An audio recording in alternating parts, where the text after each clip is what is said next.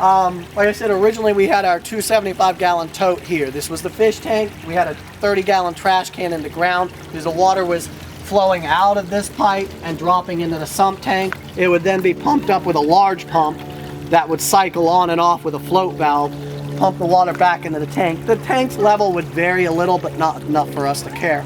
After a while, we then got tired. We were trying to eventually switch over to a full solar system. Full solar system, you do not want to run one of these high powered pumps that pumps, you know, ridiculous amounts. You need very slow flow. So what we did is to delete another system that could fail, the float valve pumping up the water. It had happened where the float valve got stuck one time and all the water pumped out through the beds and then overflowed out of the sump and never made it back to the tank. Luckily didn't lose any fish, but it can happen. So to delete the sump, we basically, you could see the square hole, what's left of it. We dropped that 275-gallon tank into the ground so that the top of it was just a little bit underneath this pipe, and then we deleted the sump pump basically at that time. The sump tank became the fish tank. It was all one. And then we would just pump the water out of that up into this distribution bucket, as I call it. And then the distribution bucket, this pipe is the overflow, currently goes over to the pump, but basically when the water level gets too high, it will overflow down this standpipe and down this pipe and just return back. So you will never overflow, you'll never pump too much water. Your beds get exactly what they need, and then the rest of the water just continues to cycle. Also good for aeration. After a while, we realized that 275-gallon tank, it was not big enough for the 200 fish we had in it. I guess anyone could have told us that. We ended up getting this, oh, I don't know. I think it's maybe a 12-foot around above ground pool for free. We figured that the pool's liner has got to be thicker than what a pond liner is made out of. We'll get closer in on that here in a little bit. I know there's pipes going everywhere and it does look confusing, but it's really very simple.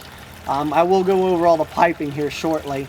It is a hodgepodge right now. When we moved over to this, we still left this tank here as a sump tank and moved all the fish into the pool. And then once again, multiple times, the damn level valve, the float valve, got hung up, got stuck, didn't work properly, and we would drain that pool down to nothing. Didn't lose any fish. I don't know how many times we could drain them down to nothing and not lose any fish, but we did it at least 3 times. Once again, simpler is better. So what we did then is dug about 12 inches down, just enough to sink the pool down to where all of our beds can still flow into the pool without needing the sump tank. Also, by doing that, we eliminated this huge pump that I will show you shortly. That thing was an electricity hog. Right now what we're running off of is itty bitty little pond pumps is all we have. We have 2 of them running right now. I think that basically is the progression of what we had.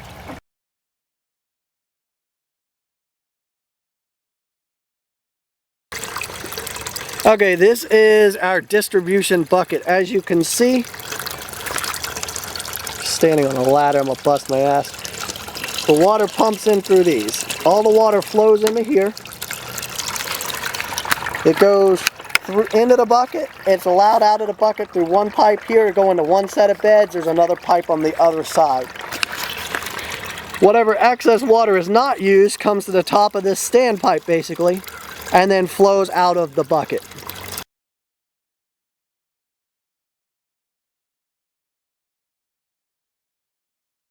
Alright, this is basically the water flow. Like I said, I know the million pipes coming through here looks confusing, but very simply, you have an outlet. These are 2 pumps. They pump, they're small little pond pumps. Eventually we'll switch over to 12-volt pumps and the solar. Basically it pumps up through here, comes along these 2 pipes, and into the distribution bucket, as we called it. I couldn't find anything better to use than a bucket with some holes in it. From the bucket, like I was saying, the water level rises to a certain point. Anything that is not used by the beds then flows through this pipe. Just comes straight out of the bottom of the bucket, through this pipe, and the pipe just literally returns right back, and you can see the excess water flow. That's just water that was not used by the beds. It just continuously cycles. Now what does go to the beds? would be coming out of these two pipes. We can shut off each side of the bed. We just did that because we do a lot of work on them, so we shut them off for when we don't need them.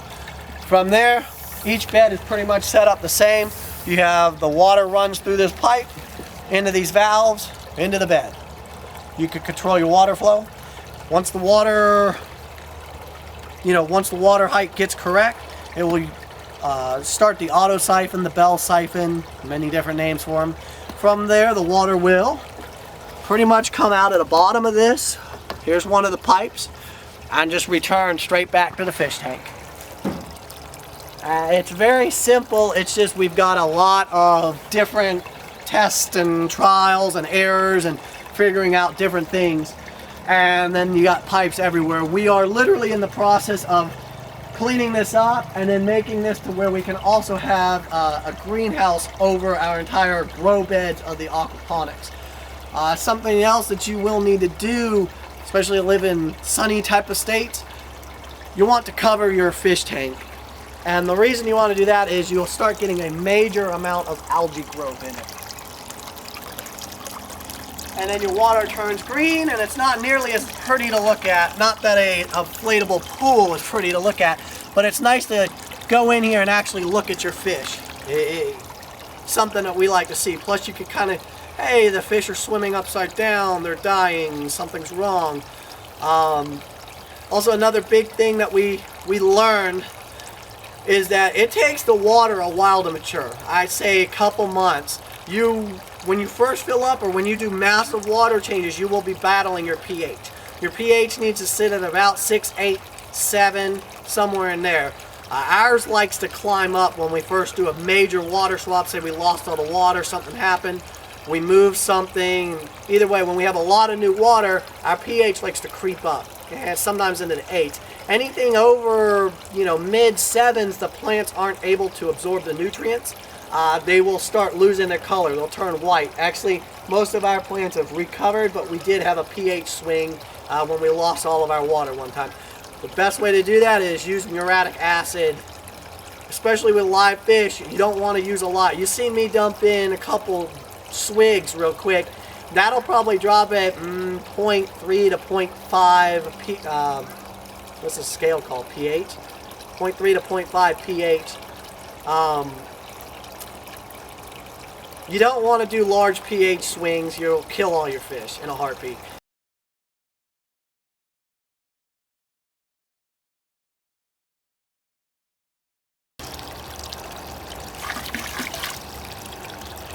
Seven, 6? Yeah.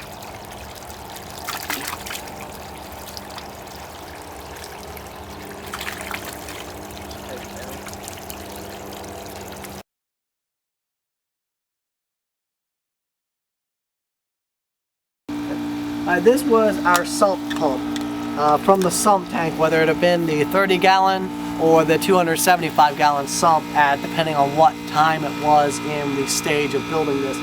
Basically, this is a float valve, and you plug the float valve into your electrical outlet, and then you plug your pump into your float valve. And from there, if the water's down, it shuts off the power to the pump. As the water rises, this comes up, and you'll hear it. It's a little click. I don't know if you can hear it on there. But basically, once it clicks, it basically engages the pump. It starts up the pump drains down the water, valve goes down, shuts off the pump when it's done. This thing could drain a 275-gallon tote in about 30 to 45 seconds. It was just ridiculously overpowered. I had them laying around. They weren't doing anything anyways. I figured I may as well use them. This is why we can't use systems like this, because it's just way too much power. It actually put probably about 30 bucks a month on our electricity bill, so stay away from that. Like I said, it would be better to not even have a sump tank. It would be far better to just use low flow pumps and be able to use your fish tank as your sump tank.